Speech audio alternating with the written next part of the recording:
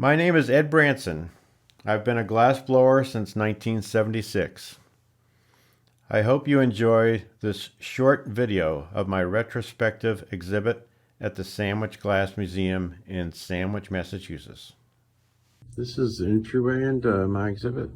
To the left was this little area that needed to have something done to it, so I cut some old barn boards and put them down for the floor and brought some stumps from Ashfield and just filled the space up with things that feel organic. This is some text that the museum wrote about why they agreed to do this exhibit with me.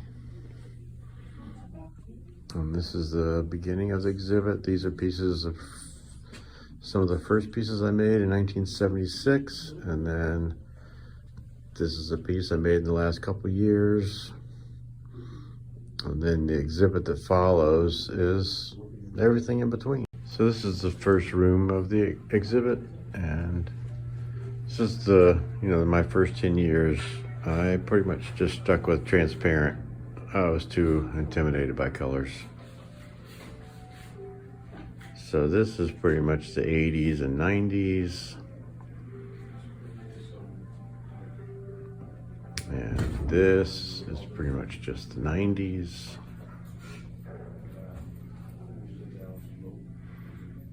And this wall is my river vases.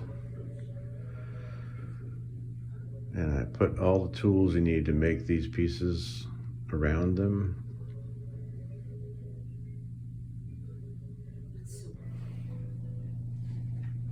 And this was a piece that Marco Weiner helped me make. Really challenging vase with cane on it. And it's three-dimensional. It's all hollow spaces around those canes. And these are pieces I developed as a result of designing this mold.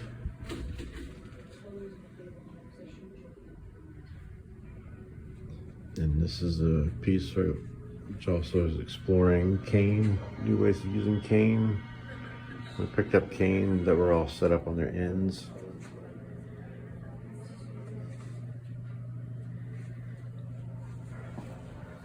This is the last showcase in this room.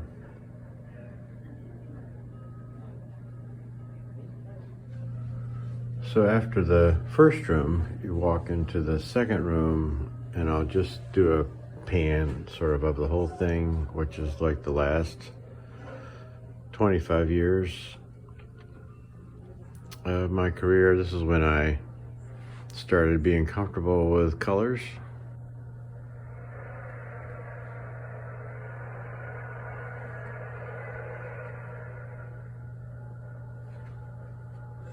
And that wall right there is something I always wanted to have, a big long wall I could put all these organic pieces on.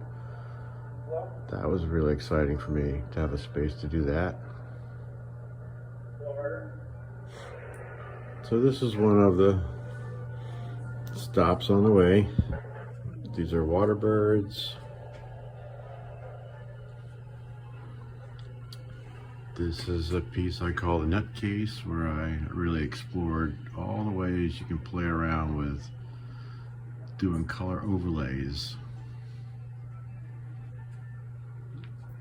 And this is called a selva leaf. And that's my Coke and a little glass there I should have moved. And this is the first case in this room.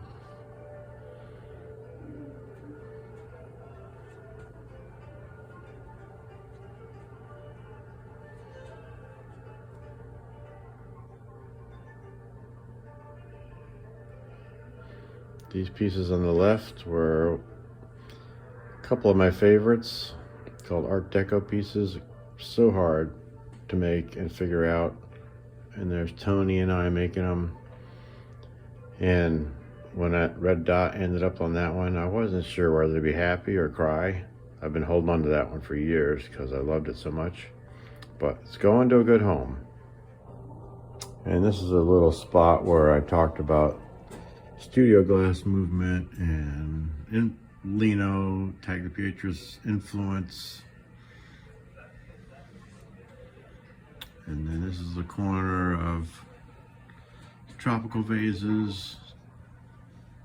Very important piece for me because I liked them, but also you never know what's going to sell, and those really did sell, and they do still sell. And this is the next case. These are all pieces within the last like 20 years or so. Some things aren't for sale, some things are. The goblets are just something I just love to make so much and just be whimsical and free with. Having each one come out a little different and having them be a little funky.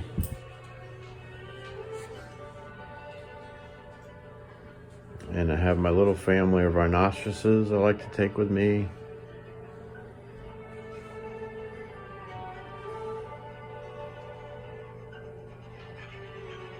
Now we'll go through this jungle sort of scene. This piece here in front is one of the pieces I like the most, and I've been working on it for the last few years.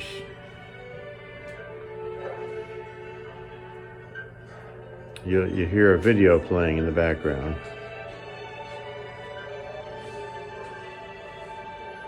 Some of these pieces are for sale, some are not, some are just there to give more feelings of curves.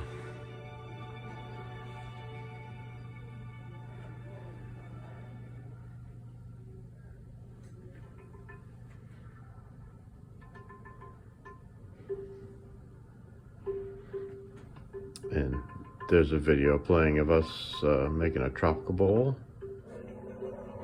So here's the last case of work in this room. And I've loved making glasses my whole career. And up here in the middle, these I started making in 1984, I think, and I still enjoy making them.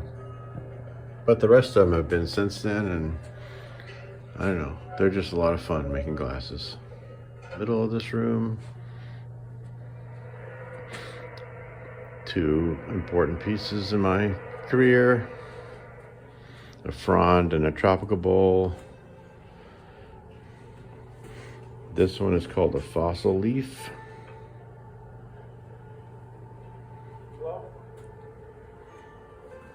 And these are called plant collages, because they really are like a collage of all the different parts of a plant: roots, stems, leaves, texture, but I didn't necessarily put them in the right order, so that's why I call them collages. And then there's this piece, which is called a split pod. This is the biggest one I've ever made. They're made by so simple and elegant process of just 2 dips into the furnace, and it makes these beautiful lines, which is hard to see through the plexiglass. But